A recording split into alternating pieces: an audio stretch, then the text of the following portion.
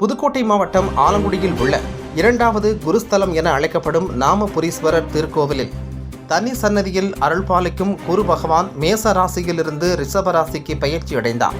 இதனை முன்னிட்டு குரு பகவானுக்கு சிறப்பு அபிஷேகம், அலங்காரங்களும் பூஜைகளும் நடைபெற்று வருகின்றன.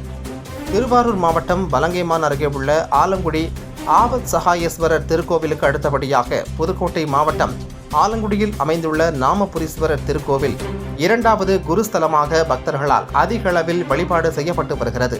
மேலும் இது குரு பலஸ்தலமாகவும் அறியப்படுகிறது.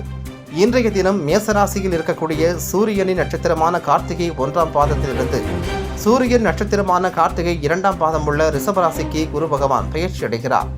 மாலை சரியாக 5:19 மணிக்கு குரு பகவான் பெயர்ச்சி அடைந்ததை முன்னிட்டு குரு பகவானுக்கு சிறப்பு அபிஷேக ஆராதனைகளும் சிறப்பு அலங்காரங்களும் அதன் பிறகு அவருக்கு சிறப்பு பூஜைகளும் நடைபெற்று வருகின்றன. இந்த குருப்பெயர்ச்சி விழாவில் சிவகங்கை, ராமநாதபுரம், திருச்சிராப்பள்ளி உள்ளிட்ட அண்டை மாவட்டங்கள் மற்றும் புதுக்கோட்டை மாவட்டத்தின் பல்வேறு பகுதிகளில் இருந்து திரண்ட பக்தர்கள் குரு பகவானுக்குரிய துதிகள் பாடியும் மந்திரங்கள் கூறியும் வழிபாட்டில் ஈடுபட்டனர். குரு பகவானுக்கு உரிய மஞ்சள் நிற பட்டு சாற்றியும் குரு பகவானுக்குரிய தானியங்கள் உள்ளிட்டவற்றை குரு பகவானுக்கு படைத்தும் தெற்கு நோக்கி வீற்றிருக்கும் குரு பகவானின் தனி சன்னதியில் பக்தர்கள் சிறப்பு வழிபாட்டில் ஈடுபட்டு வருகின்றனர்.